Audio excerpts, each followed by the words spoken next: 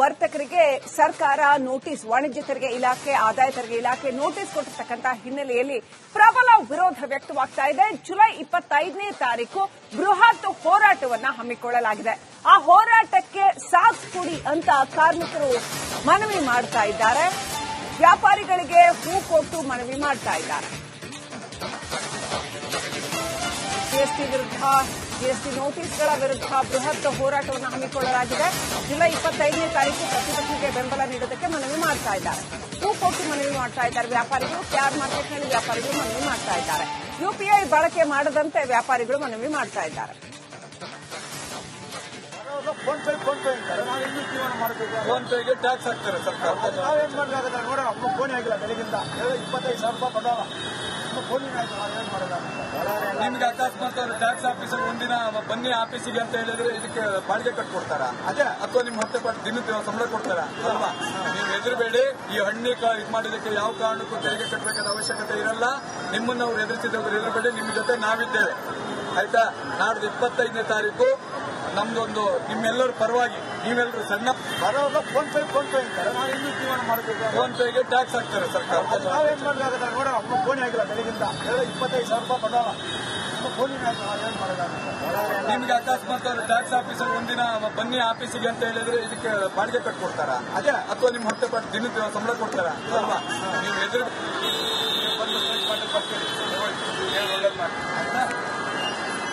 ಒಳ್ಳೇದಾಗ್ಲಿ. ನೀವೇನು ಹೆದರಬೇಡಿ. ನಿಮ್ ಜೊತೆ ಮಾರ್ಕೆಟ್ ಭಾಗದಲ್ಲಿ ಏನಾಗಿದೆ ಅಂದ್ರೆ ಹೆಚ್ಚಾಗಿ ತಿಳುವಳಿಕೆ ಕಡಿಮೆ ಇರುವಂತರು, ಅಂದ್ರೆ ತಿಳುವಳಿಕೆ ಅಂದ್ರೆ ಈ ಕಾನೂನು ಬಗ್ಗೆ, ಈ ಕಾನೂನು ಏನನ್ನು ಗಂಟೆಗೆ ಒಂದೊಂದು ಚೇಂಜ್ ಮಾಡ್ತಾ ಇದ್ದಾರೆ, ಅದ್ರ ಬಗ್ಗೆ ತಿಳುವಳಿಕೆ ಇರುವಂತದ್ದು ಹೆಚ್ಚಾಗಿ ಅವಿದ್ಯಾವಂತರು ಇರುವಂತ ಜಾಗ. ಅದು ಅಲ್ಲದೆ ಬೆಳಗ್ಗೆ ಅವರು ವ್ಯಾಪಾರಕ್ಕೆ ಬಂದ್ರು ಅಂದ್ರೆ ರಾತ್ರಿ ಅವರಿಗೂ ಕೆಲಸ ಮಾಡ್ತಾ ಇರ್ತಾರೆ. ಸಮಾಜದಲ್ಲಿ ಏನ್ ನಡೀತಾ ಇದೆ ಅನ್ನೋದು ಅವ್ರಿಗೆ ಗೊತ್ತಾಗಲ್ಲ. ಬರೀ ವ್ಯಾಪಾರದಲ್ಲಿ ಮಗ್ನರಾಗಿರ್ತಾರೆ. ಅವರು ದುಡಿಯುವ ವ್ಯಾಪಾರದಲ್ಲಿ ಕಿಂಚಿತ್ ಲಾಭ ಮಾತ್ರ ಪಡೆಯೋದು. ಅವರು ಸಣ್ಣ ಮಟ್ಟದ ಕಿಂಚಿತ್ ಲಾಭಗಳನ್ನು ಅವರು ಪಡೆಯುವಂತದ್ದು.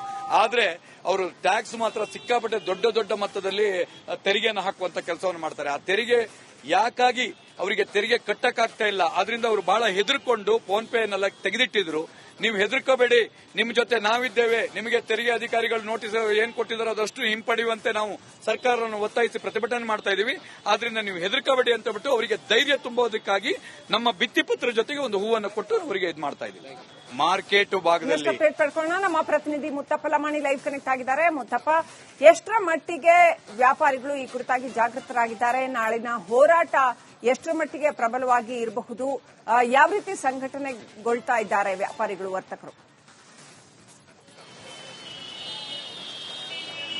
ಶ್ರೀಲಕ್ಷ್ಮಿ, ಈಗ ವಾಣಿಜ್ಯ ಇಲಾಖೆಯ ವಿರುದ್ಧವಾಗಿ ನಡೀತಿರುವಂತಹ ಈ ಒಂದು ಪ್ರತಿಭಟನೆಗೆ ಬೇಕಾದಂತಹ ಪೂರ್ವ ಸಿದ್ಧತೆಯನ್ನು ಕೂಡ ಈಗ ಮಾಡಲಾಗ್ತಿರುವಂತದ್ದು. ಈಗ ವ್ಯಾಪಾರಿಗಳಿಗೆ ಈ ಕಾರ್ಮಿಕ ಸಂಘಟನೆಯ ಎಲ್ಲಾ ಕಾರ್ಯಕರ್ತರು ಕೂಡ ಅವರಿಗೆ ಈ ಹೂಗುಚ್ಚನ್ನು ಕೊಡುವಂತಹ ಮೂಲಕ 25ನೇ ತಾರೀಕು ನಡೆಯುವಂತಹ ಈ ಒಂದು ಕಾರ್ಮಿಕರ ಮತ್ತೆ ಜೊತೆಗೆ ಸಣ್ಣ ಪುಟ್ಟ ವ್ಯಾಪಾರಿಗಳ ಪ್ರತಿಭಟನೆಯಲ್ಲಿ ಭಾಗಿಯಾಗಬೇಕು. ಜೊತೆಗೆ ಯುಪಿಐಗಳನ್ನು ಯಾರು ಕೂಡ ಬಳಕೆ ಮಾಡಬಾರದು.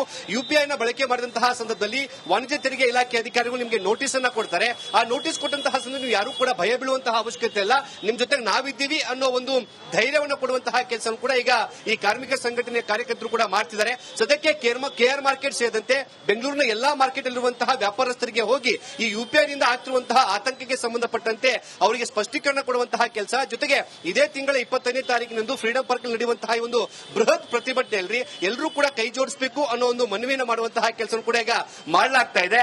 ಜೊತೆಗೆ ಈ ಒಂದು ಯುಪಿಐ ನೋಟಿಸ್ ಏನ್ ಬಂದಿದೆ, ಜೊತೆಗೆ ವಾಣಿಜ್ಯ ತೆರಿಗೆ ಇಲಾಖೆ ಏನ್ ಪಟ್ಟು ಹಿಡಿದಿರುವಂತಹ ಈ ಒಂದು ತೆರಿಗೆಯನ್ನು ವಸೂಲಿ ಮಾಡೋದಕ್ಕೆ ಅದಕ್ಕೆ ಯಾರು ಕೂಡ ಹಣವನ್ನು ಕಟ್ಟೋದು ಬೇಡ, ಯಾರು ಕೂಡ ಹಣವನ್ನು ಕಟ್ಟಬಾರದು. ಯಾಕಂದ್ರೆ ವಾಣಿಜ್ಯ ತೆರಿಗೆ ಇಲಾಖೆ ಕೊಟ್ಟಿರುವಂತಹ ನೋಟಿಸು ಕಾನೂನು ಬಾಹಿರವಾಗಿದೆ ಅನ್ನೋ ಒಂದು ಮಾತನ್ನು ಕೂಡ ಇವರು ಹೇಳ್ತಾ ಇದ್ದಾರೆ. ಸದ್ಯಕ್ಕೆ ಎಲ್ಲಾ ಒಂದು ವ್ಯಾಪಾರಿಗಳಿಗೆ ಈ ರೀತಿಯಾದಂತಹ ಗುಲಾಬಿ ಹೂವನ್ನು ಕೊಡುವ ಮೂಲಕ ಜುಲೈ 25ನೇ ತಾರೀಕು ನಡೆಯುವಂತಹ ಫ್ರೀಡಂ ಪಾರ್ಕ್ ನ ಹೋರಾಟಕ್ಕೆ ಎಲ್ಲರೂ ಕೂಡ ಬೆಂಬಲವನ್ನು ಕೊಡಬೇಕು, ಎಲ್ಲರೂ ಕೂಡ ಸಾಥನ್ನು ಕೊಡಬೇಕು.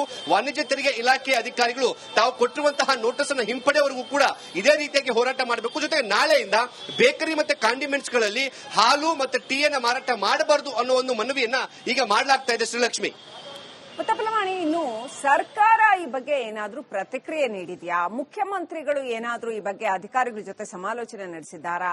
ಜೊತೆಗೆ ಮುಂದೆ ಏನ್ ಮಾಡಬೇಕು ಅನ್ನೋದರ ಕುರಿತಾಗಿ ಸರ್ಕಾರ ಏನಾದ್ರೂ ರೂಪುರೇಷೆಗಳನ್ನ ಇಟ್ಕೊಂಡಿದ್ಯಾ? ಇದರಲ್ಲಿ ಏನಾದ್ರೂ ಬದಲಾವಣೆ ಆಗೋ ಸಾಧ್ಯತೆ ಇದೆಯಾ? ಶ್ರೀಲಕ್ಷ್ಮಿ, ಈ ವಿಚಾರಕ್ಕೆ ಸಂಬಂಧಪಟ್ಟಂತೆ ಈಗಾಗಲೇ ಹಣಕಾಸು ಇಲಾಖೆಯ ಪ್ರಧಾನ ಕಾರ್ಯದರ್ಶಿಗಳು ವಾಣಿಜ್ಯ ತೆರಿಗೆ ಇಲಾಖೆ ಅಧಿಕಾರಿಗಳ ಜೊತೆಗೆ ಒಂದು ಸಭೆಯನ್ನು ಕೂಡ ನಿನ್ನೆ ಮಾಡಿದ್ದಾರೆ. ಯಾಕಂದ್ರೆ ಹಣಕಾಸು ಇಲಾಖೆ ಮುಖ್ಯಮಂತ್ರಿಗಳ ಒಂದು ಅಡಿಯಲ್ಲಿ ಬರುವಂತಹ ಕಾರಣಕ್ಕಾಗಿ ವಾಣಿಜ್ಯ ತೆರಿಗೆ ಇಲಾಖೆ ಕೂಡ ಹಣಕಾಸು ಇಲಾಖೆಯ ಒಂದು ಅಧೀನದಲ್ಲಿ ಬರುವಂತಹ ಕಾರಣಕ್ಕಾಗಿ ನಿನ್ನೆ ಅಧಿಕಾರಿಗಳ ಮಟ್ಟದಲ್ಲಿ ಒಂದು ಸಭೆ ಕೂಡ ಆಗಿದೆ. ಈ ಒಂದು ನೋಟಿಸ್ಗೆ ಸಂಬಂಧಪಟ್ಟಂತೆ ಸಾಧಕ ಬಾಧಕಗಳ ಬಗ್ಗೆ ಹಣಕಾಸು ಇಲಾಖೆಯ ಕಾರ್ಯದರ್ಶಿ ಮತ್ತೆ ವಾಣಿಜ್ಯ ತೆರಿಗೆ ಇಲಾಖೆಯ ಆಯುಕ್ತರು ಕೂಡ ಸಭೆಯನ್ನ ಮಾಡಿದ್ದಾರೆ. ಈ ಸಭೆಯಾಗಿರುವಂತಹ ಚರ್ಚೆಗಳು ಇಷ್ಟೇ. ವಾಣಿಜ್ಯ ತೆರಿಗೆ ಇಲಾಖೆ ಅಧಿಕಾರಿಗಳು ತಾವು ಕೊಟ್ಟಿರುವಂತಹ ನೋಟಿಸು ಸರಿಯಾಗಿದೆ, ಒಂದೊಮ್ಮೆ ಈ ನೋಟಿಸ್ ಕೊಟ್ಟಿರುವಂತಹ ನೋಟಿಸ್ ಅನ್ನು ಹಿಂಪಡೆದ್ರೆ ಟ್ಯಾಕ್ಸ್ ಕಟ್ಟಿರುವಂತಹ ಬೇರೆ ವ್ಯಾಪಾರಿಗಳು ಕೂಡ ತಿರುಗಿ ಬೀಳುವಂತಹ ಸಾಧ್ಯತೆ ಇದೆ ಅಂತ ಹೇಳ್ಬಿಟ್ಟು ತಮ್ಮ ಅಭಿಪ್ರಾಯವನ್ನ ಮಂಡನೆ ಮಾಡಿದ್ದಾರೆ.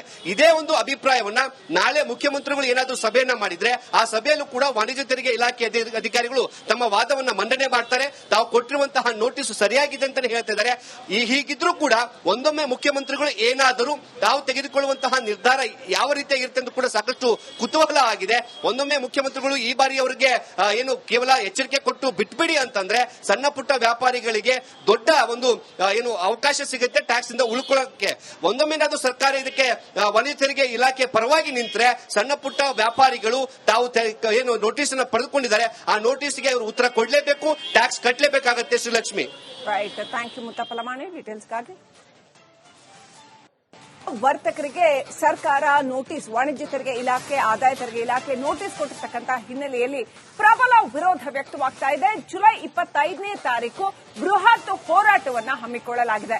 ಆ ಹೋರಾಟಕ್ಕೆ ಸಾಥ್ ಕೊಡಿ ಅಂತ ಕಾರ್ಮಿಕರು ಮನವಿ ಮಾಡ್ತಾ ಇದ್ದಾರೆ. ವ್ಯಾಪಾರಿಗಳಿಗೆ ಹೂ ಕೊಟ್ಟು ಮನವಿ ಮಾಡ್ತಾ ಇದ್ದಾರೆ. ಜಿಎಸ್ಟಿ ವಿರುದ್ಧ, ಜಿಎಸ್ಟಿ ನೋಟಿಸ್ಗಳ ವಿರುದ್ಧ ಬೃಹತ್ ಹೋರಾಟವನ್ನು ಹಮ್ಮಿಕೊಳ್ಳಲಾಗಿದೆ. ಜುಲೈ 25ನೇ ತಾರೀಕು ಪ್ರತಿಭಟನೆಗೆ ಬೆಂಬಲ ನೀಡೋದಕ್ಕೆ ಮನವಿ ಮಾಡ್ತಾ ಇದ್ದಾರೆ. ಹೂ ಕೊಟ್ಟು ಮನವಿ ಮಾಡ್ತಾ ಇದ್ದಾರೆ ವ್ಯಾಪಾರಿಗಳು. ಕ್ಯಾರ್ ಮಾರ್ಕೆಟ್ನಲ್ಲಿ ವ್ಯಾಪಾರಿಗಳು ಮನವಿ ಮಾಡ್ತಾ ಇದ್ದಾರೆ. ಯುಪಿಐ ಬಳಕೆ ಮಾಡದಂತೆ ವ್ಯಾಪಾರಿಗಳು ಮನವಿ ಮಾಡ್ತಾ ಇದ್ದಾರೆ. ಫೋನ್ ಪೇ ನಾವಿನ್ನೂ ಜೀವನ ಮಾಡಬೇಕು. ಫೋನ್ ಪೇಗೆ ಟ್ಯಾಕ್ಸ್ ಹಾಕ್ತಾರೆ ಸರ್ಕಾರ. ನಾವೇನ್ ಮಾಡಲಾಗಲ್ಲ ನೋಡ, ಫೋನ್ ಆಗಿಲ್ಲ ಬೆಳಗಿಂದ 25,000 ರೂಪಾಯಿ ಕೊಡೋಣ. ನಿಮ್ಗೆ ಅಕಸ್ಮಾತ್ ಅವರು ಟ್ಯಾಕ್ಸ್ ಆಫೀಸರ್ ಒಂದಿನ ಬನ್ನಿ ಆಫೀಸಿಗೆ ಅಂತ ಹೇಳಿದ್ರೆ ಇದಕ್ಕೆ ಬಾಡಿಗೆ ಕಟ್ಕೊಡ್ತಾರ ಅದೇ, ಅಥವಾ ನಿಮ್ ಹೊಟ್ಟೆ ಪಟ್ಟು ದಿನದ ಸಂಬಳ ಕೊಡ್ತಾರ ಅಲ್ವಾ? ನೀವು ಹೆದರಬೇಡಿ. ಈ ಹಣ್ಣಿ ಇದು ಮಾಡಿದಕ್ಕೆ ಯಾವ ಕಾರಣಕ್ಕೂ ತೆರಿಗೆ ಕಟ್ಟಬೇಕಾದ ಅವಶ್ಯಕತೆ ಇರಲ್ಲ. ನಿಮ್ಮನ್ನ ಅವ್ರು ಎದುರಿಸಿದವ್ರು ಹೆದರಬೇಡಿ, ನಿಮ್ ಜೊತೆ ನಾವಿದ್ದೇವೆ ಆಯ್ತಾ. ನಾಡ್ದು 25ನೇ ತಾರೀಕು ನಮ್ದೊಂದು ನಿಮ್ಮೆಲ್ಲರ ಪರವಾಗಿ ನೀವೆಲ್ಲರೂ ಸಣ್ಣ ಬರೋವಾಗ ಫೋನ್ ಪೇ ಇರ್ತಾರೆ. ನಾವಿನ್ನೂ ಜೀವನ ಮಾಡಬೇಕು. ಫೋನ್ ಪೇಗೆ ಟ್ಯಾಕ್ಸ್ ಹಾಕ್ತಾರೆ ಸರ್ಕಾರ. ನಾವೇನ್ ಮಾಡಲಾಗಲ್ಲ ನೋಡ, ಫೋನ್ ಆಗಿಲ್ಲ ಬೆಳಗಿಂದ 25,000 ರೂಪಾಯಿ ಕೊಡೋಣ. ನಿಮ್ಗೆ ಅಕಸ್ಮಾತ್ ಅವರು ಟ್ಯಾಕ್ಸ್ ಆಫೀಸರ್ ಒಂದಿನ ಬನ್ನಿ ಆಫೀಸಿಗೆ ಅಂತ ಹೇಳಿದ್ರೆ ಇದಕ್ಕೆ ಬಾಡಿಗೆ ಕಟ್ಕೊಡ್ತಾರ ಅದೇ, ಅಥವಾ ನಿಮ್ ಹೊಟ್ಟೆ ಪಟ್ಟು ದಿನದ ಸಂಬಳ ಕೊಡ್ತಾರ ಅಲ್ವಾ? ನೀವು ಎದುರು